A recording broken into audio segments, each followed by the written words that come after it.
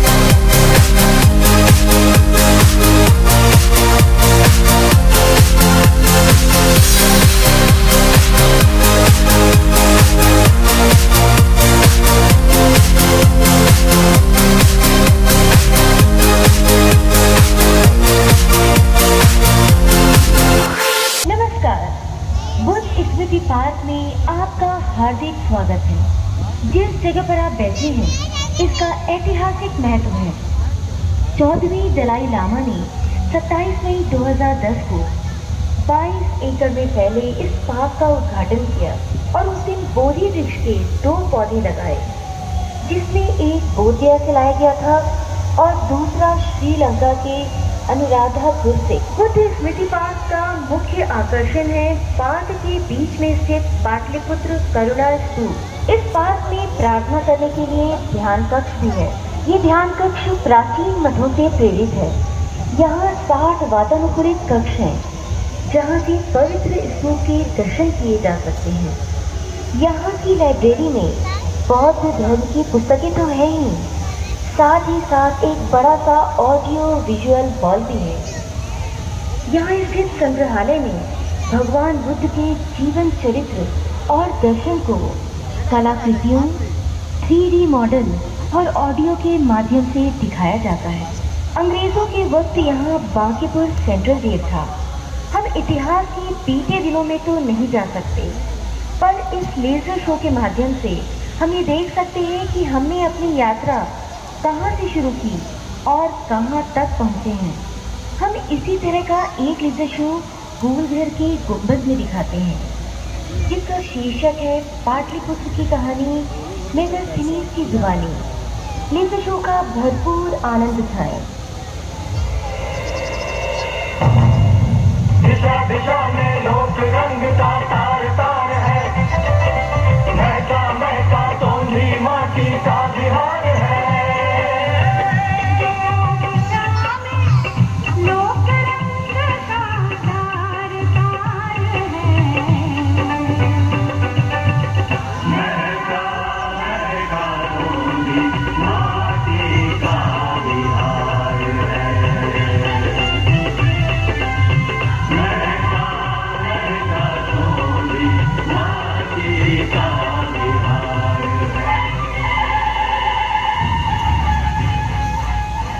इतिहास के बीते दिनों में तो हम पीछे नहीं लौट सकते, पर हम ये तो देख सकते हैं कि हमने अपनी यात्रा कहां से शुरू की और कहां तक पहुंचे हैं।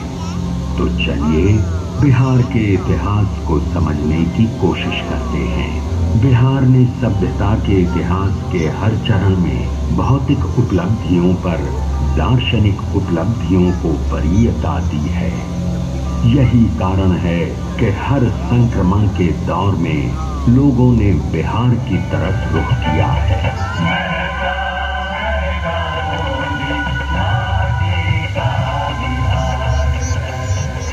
बिहार ने विश्व सभ्यता को पहला गणतंत्र तो दिया ही, विदेह राज जनक के रूप में पहला दार्शनिक राजा भी दिया। ये भी विश्व सभ्यता में एक अद्भुत उदाहरण है कि जिस बिहार में आस्तिक दर्शन का सूत्रपात हुआ, उसी भूमि पर जैन एवं बौद्ध जैसे अन्य दर्शनों का भी सूत्रपात हुआ। वर्चस्ववादी संस्कृतियों के विरोध में यहाँ से आवाजें लगातार बुलंद होती रही हैं। आइए चलिए बिहार की कहानी की शुरुआत करते हैं।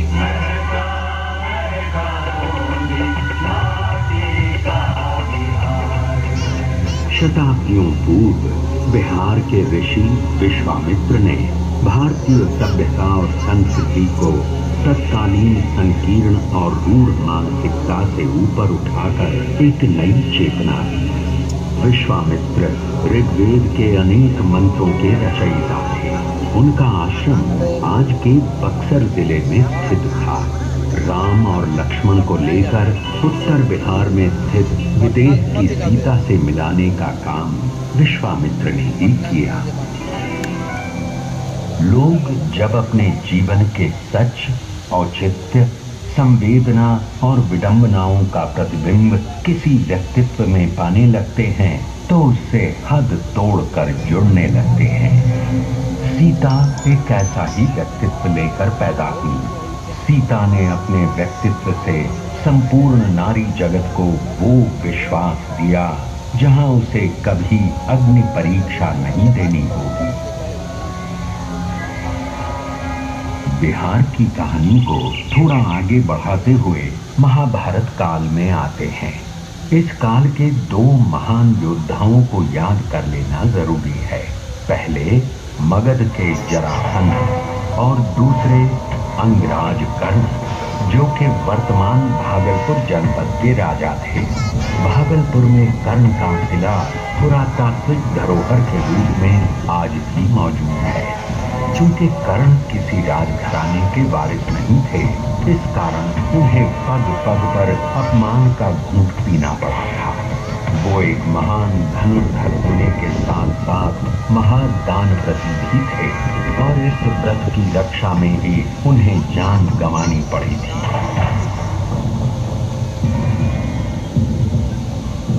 चलिए बिहार की कहानी को थोड़ा और आगे बढ़ाते हैं और ईसा पूर्व 6ठी शताब्दी में पहुंचते हैं। विश्व के इतिहास में ये वो दौर था जब पुरानी मान्यताओं को चुनौती दी जा रही थी। चीन में कंफ्यूशियस, यूनान में सुकरात और भारत में बिहार की भूमि से महावीर और बुद्ध के दर्शन का नवोन्मेष हो रहा है।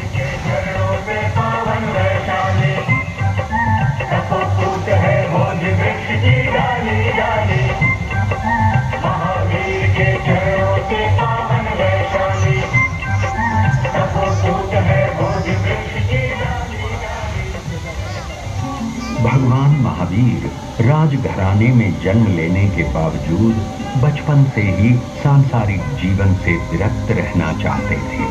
30 साल की उम्र में वे घर छोड़ जंगलों में विचरने लगे और 12 वर्ष की कठिन तपस्या के बाद उन्हें आत्मज्ञान प्राप्त हुआ। इसके बाद उन्होंने पैदल घूम घूम कर लोगों को अहिंसा का पाठ पढ़ाया और जीने का तरीका बताया। उनका एक प्रमुख दर्शन था अनेकांतवाद। इस दर्शन के अनुसार सच को देखने का सबका अलग अलग नजरिया होता है और जब तक हम सत्य को हर एक नजरिए से परख नहीं लेते, तब तक संपूर्ण सत्य को नहीं समझ सकते। जब महावीर स्वामी केवल ज्ञान की शिक्षा दे रहे थे, लगभग उसी समय एक और महापुरुष सिद्धार्थ गौतम मगध के जंगलों में ज्ञान प्राप्ति के लिए घोर तपस्या में लीन थे। इतिहास इस बात पर मौन है, पर हो सकता है महावीर और सिद्धार्थ गौतम मगध के जंगलों में एक दूसरे से मिले होंगे। आज से ठीक 2600 साल पहले वो भी क्या दृश्य था जब सिद्धार्थ गौतम ने गया से 15 किलोमीटर की दूरी पर निरंजना नदी के तट पर पीपल के वृक्ष के नीचे अंतिम ध्यान किया था।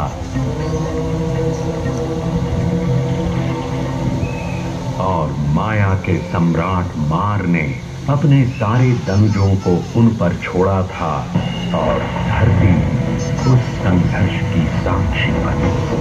संपूर्ण बौद्ध जगत में बोध गया कि इस जगह को यूं ही ब्रह्मांड का केंद्र नहीं माना गया है। बुद्ध ने बताया कि 2 अतिवाद हैं, एक तरफ जीने का भोग और दूसरी तरफ आत्मदमन। एक है खाओ पियो और मौज करो क्योंकि कल मृत्यु है। दूसरा कहता है सारी इच्छाओं को मार डालो क्योंकि इसी के कारण पुनर्जन्म लेना पड़ेगा। उन्होंने इन दोनों रास्तों को छोड़ने को कहा। वे मध्यम मार्ग के विश्वासी थे, जो न प्रवृत्तिवाद है न निवृत्तिवाद। अब हम बात करते हैं मगध के राजा बिंबिसार की। ईसा पूर्व 6ठी शताब्दी में देश छोटे छोटे जनपदों में बटा हुआ था, पर बिंबिसार के नेतृत्व में पहली बार मगध एक साम्राज्य के रूप में विकसित हुआ। जैन और बौद्ध दोनों राजा बिंबिसार को अपने करीब मानते थे। इन्हीं दिनों गंगा के उस पार वैशाली में लिच्छवियों का गणराज्य स्थापित था। वहां की आम्रपाली अपनी सुंदरता, नृत्य कला, गायन वादन के लिए विश्व प्रसिद्ध थी। भरपूर वैभव के बावजूद उसने बुद्ध की शिष्या बनना स्वीकार किया और अपनी संपत्ति संघ को दान में दे दी।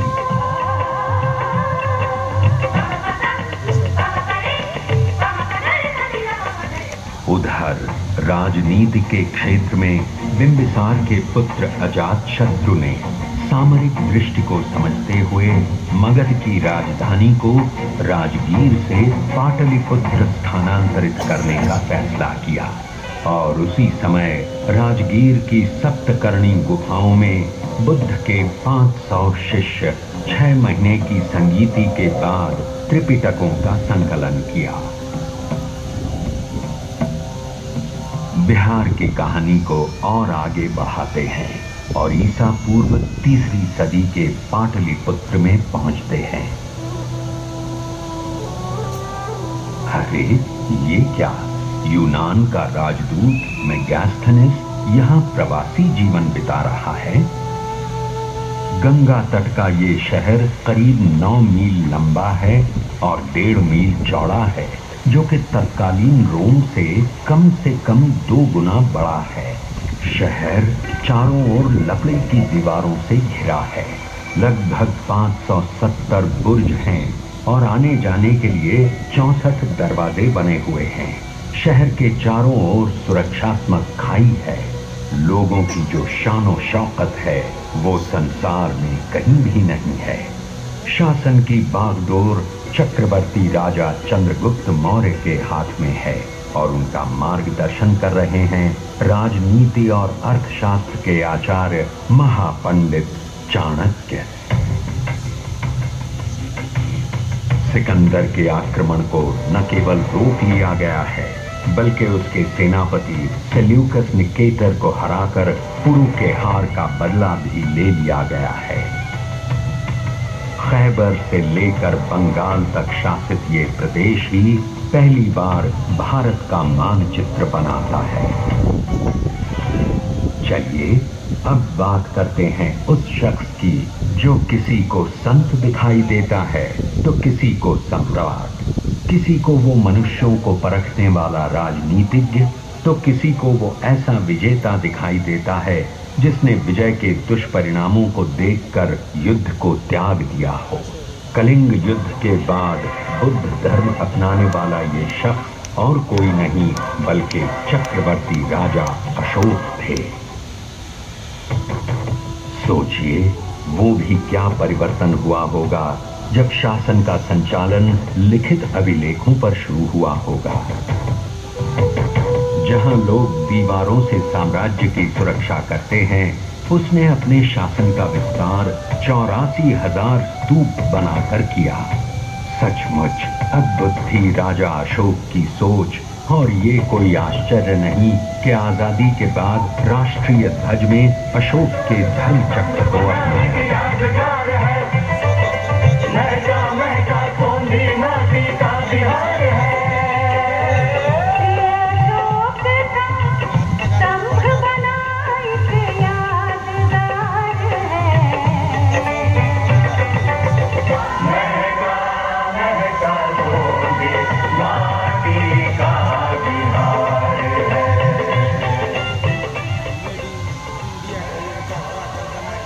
तो ये रही बिहार की ईसा पूर्व की कहानी। अब हम चलते हैं प्रथम शताब्दी के उस काल में जब वाल्मीकि रामायण का पुनर्गान और महाभारत का पुनर्पाठ हो रहा था। वैदिक संस्कृत, पाली तथा प्राकृत मरणासन्न दौर में पहुंच चुकी थी और महर्षि पतंजलि लौकिक संस्कृत का अभूतपूर्व विकास कर चुके थे। मजे की बात यह है कि संस्कृत का केंद्र अब तक्षशिला से हटकर मगध आ गया था। अब संस्कृत यहाँ के विहारों में ज्ञान का माध्यम हो चुका था। गणित, विज्ञान, चिकित्सा सब कुछ संस्कृत में थे। सिल्क मार्ग का विकास हो चुका था और एशिया के विभिन्न देशों से लोग यहाँ खिंचे चले आ रहे थे। 5वीं सदी में फाहियान मगध आते हैं और अपनी डायरी में लिखते हैं कि यहाँ के शहरों में खूब वैभव है, लोग दान दक्षिणा में आगे हैं, मृत्यु दंड प्रचलित नहीं है। बौद्ध और हिंदू धर्म एक साथ फल फूल रहे हैं। और अब बात करते हैं पाटलिपुत्र से 30 किलोमीटर की दूरी पर अवस्थित उस जगह की जिसे आज तरेगना कहते हैं। 5वीं सदी में खगोल एवं गणित के प्रकांड पंडित आर्यभट्ट तारों को गिन रहे हैं, सूर्य ग्रहण और चंद्र ग्रहण की गुत्थी सुलझा रहे हैं, पृथ्वी के अपनी धुरी पर घूमने की घोषणा कर रहे हैं और उसकी परिधि नाप रहे हैं।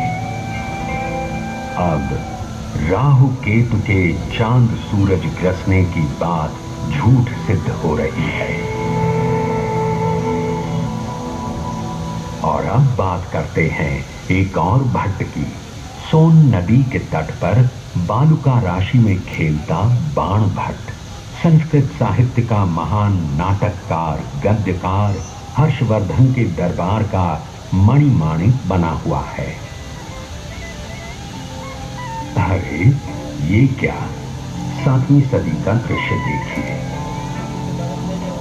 चीन से हुएनसांग पामीर की पहाड़ियों को पार कर हिंदू कुश को लांघकर सप्त सिंधु हस्तिनापुर कन्नौज होते हुए नालंदा की ओर चले आ रहे हैं।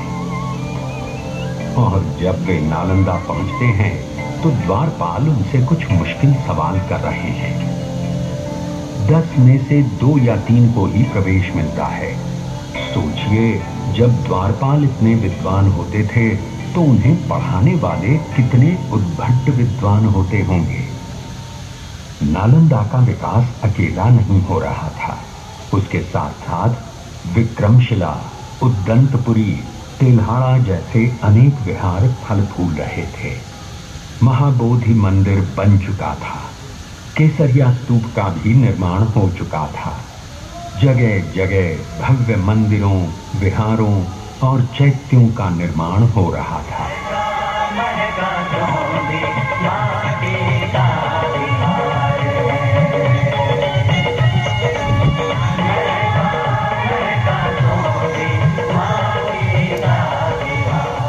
और ये देखिए 9वीं सदी का दृश्य, जब आदि गुरु शंकराचार्य दक्षिण भारत से चलकर मंडन मिश्र से मिलने सहरसा के महिषी गांव की ओर चले आ रहे हैं। लोगों को क्या आनंद आया होगा जब सन्यास और गार्हस्थ्य धर्म के द्वंद्व पर इन दोनों विद्वानों के बीच कई दिनों तक बहस चली होगी। और इस शास्त्रार्थ की निर्णायक भूमिका कोई और नहीं बल्कि मंडन मिश्र की पत्नी भारती निभा रही थी।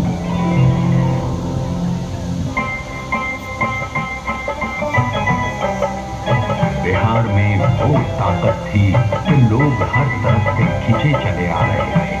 और इस सिलसिले में अगली कड़ी थी सूफी संतों की। बिहारों का स्थान अब दरगाह खानकाह ले रहे थे। मनेर शरीफ, बिहार शरीफ, फुलवारी शरीफ जैसे कई पवित्र स्थलों का विकास हो रहा था। और इस इलाके में इतने विहार बने हुए थे कि मुगल शासनकाल में पूरे प्रदेश का नाम ही बिहार पड़ गया। सरहप्पा की कवि कुल परंपरा में देसिल बैना सब जन मीठा के उद्गायक विद्यापति के बिना बिहार की गलियां सूनी पड़ी रहती हैं।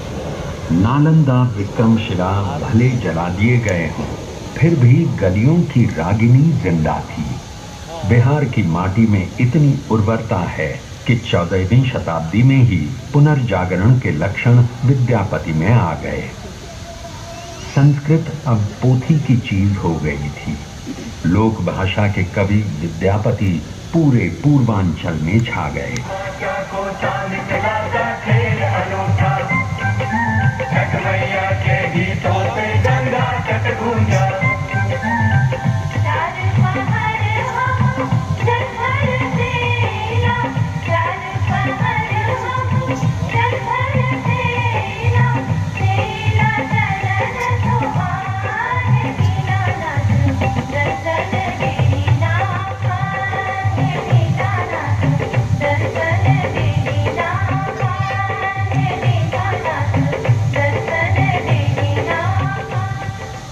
चलिए अब बात करते हैं बिहार के उस लाल की जिसने 16वीं शताब्दी में दिल्ली की सल्तनत पर अपना परचम फहराया।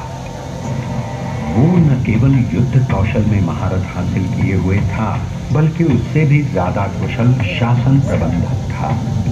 उसकी सुदृढ़ शासन व्यवस्था का लाभ न केवल हुमायूं और अकबर को मिला, बल्कि अंग्रेज शासन को भी मिला।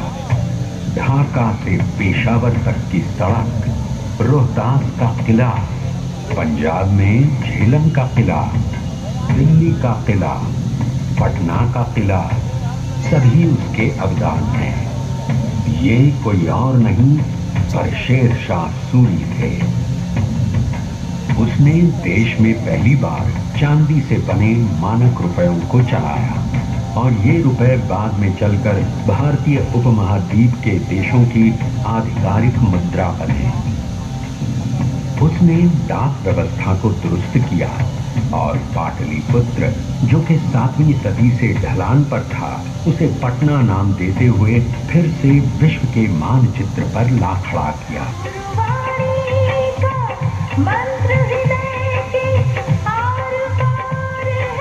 पटना में जन्मे गुरु गोविंद सिंह उस वक्त पटने में ही सूफी संत बीखन गाते हैं और उनके नाम आज भी बीखना पहाड़ी मोहल्ला है।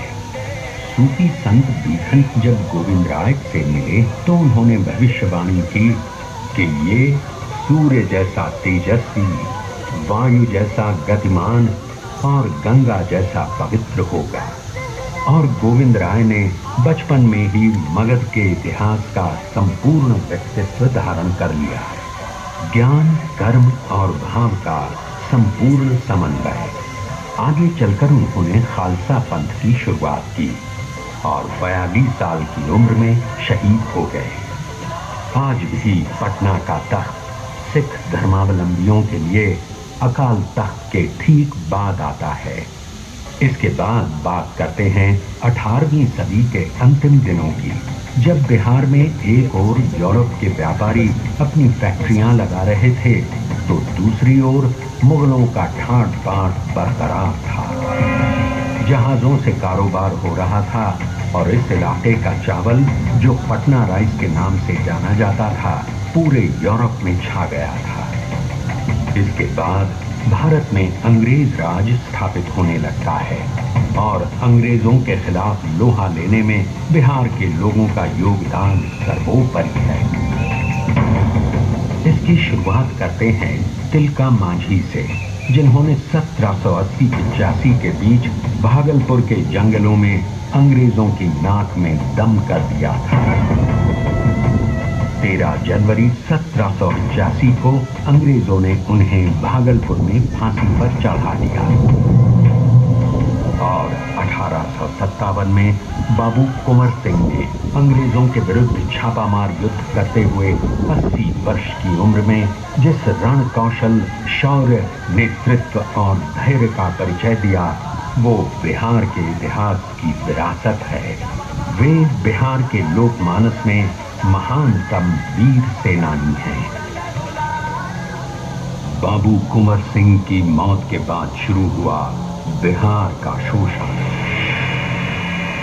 एक तरफ जमींदारी प्रथा, दूसरी ओर सामंती व्यवस्था और तीसरी ओर अंग्रेजों द्वारा बिहार एवं बिहारियों की उपेक्षा।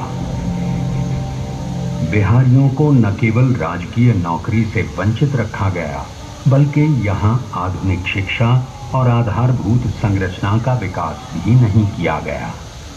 बिहार के लोग बस ताकतवर मजदूर बनकर रह गए।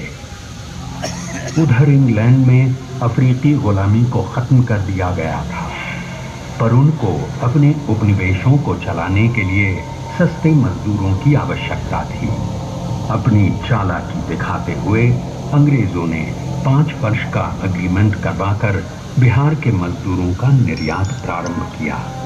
क्या सूरीनाम, क्या ब्रिटिश गयाना, क्या दक्षिण अफ्रीका, क्या मॉरिशस और क्या फिजी, कहां नहीं भेजा गया बिहार के मजदूरों को।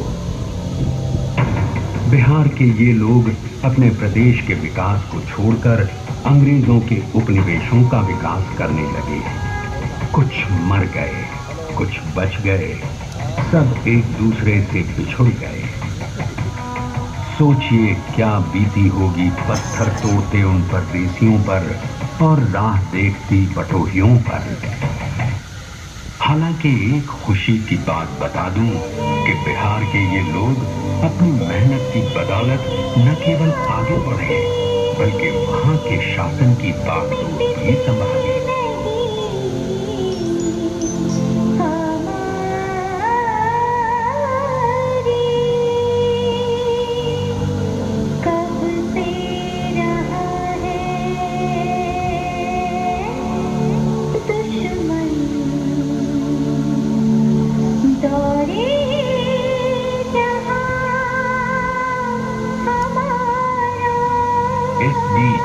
स्वतंत्रता संग्राम के लिए बिहार ने एक से एक क्रांतिकारी को पैदा किया, जिसने अंग्रेजी हुकूमत के खिलाफ आवाज उठाई। आप सब लोग जानते हैं खुदीराम बोस को, जिन्होंने अंग्रेजों पर बम फेंका और इसके बाद हंसते हुए फांसी पर चढ़ गए। भारत में पहली बार चंपारण की धरती पर सत्याग्रही गांधी का अवतरण हुआ और चंपारण का किसान आंदोलन महात्मा गांधी की नेतृत्वकारी क्षमता का प्रतिमान बन गया। और इस क्रांति की पराकाष्ठा हुई 11 अगस्त 1942 को, जब पटना सचिवालय पर तिरंगा फहराने की कोशिश में अंग्रेजों की गोली से 7 किशोर शहीद हो गए। बिहार के सपूतों की ये शहादत समूचे विश्व में अपने तरह का अकेला उदाहरण।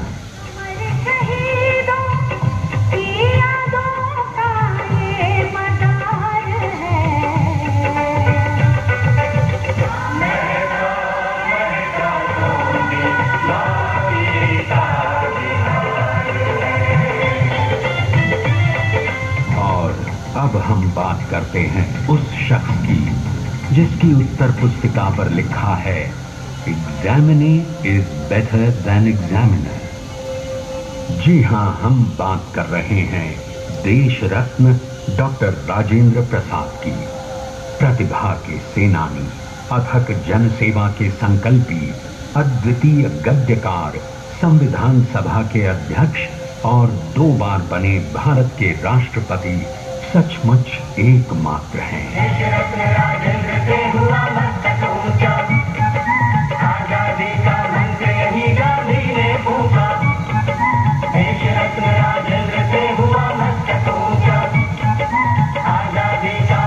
इसके बाद बात करते हैं उस महानायक की जिसने आजादी के बाद फिर से जब देश में मौलिक अधिकारों का हनन होने लगा तो ये गांधीवादी, ये सर्वोदयी उठ खड़ा हुआ, जिसने 1974 के आंदोलन का नेतृत्व किया और संपूर्ण क्रांति का उद्घोष किया। जी हां, हम बात कर रहे हैं लोकनायक जयप्रकाश नारायण।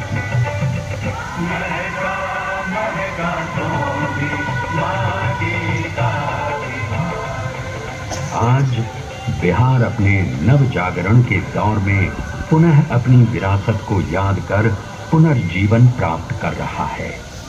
भगवान बुद्ध के चारों पट्ट शिष्य महाकश्यप, सारिपुत्र, महामोगलायन, आनंद हमें लुभा रहे हैं। जगह जगह पर ऐतिहासिक स्मृतियां ताजा हो रही हैं। लड़कियां साइकिल पर सवार होकर आत्मविश्वास के साथ स्कूल जा रही हैं। महिलाओं को पंचायतों में 50% भागीदारी प्राप्त हो चुकी है। नालंदा विश्वविद्यालय का पुनर्निर्माण हो रहा है। बिहार के लोग जाग रहे हैं। संक्रमण के इस दौर में वो दिन दूर नहीं जब बिहार फिर से संसार को शांति और समृद्धि का मार्गदर्शन कराएगा।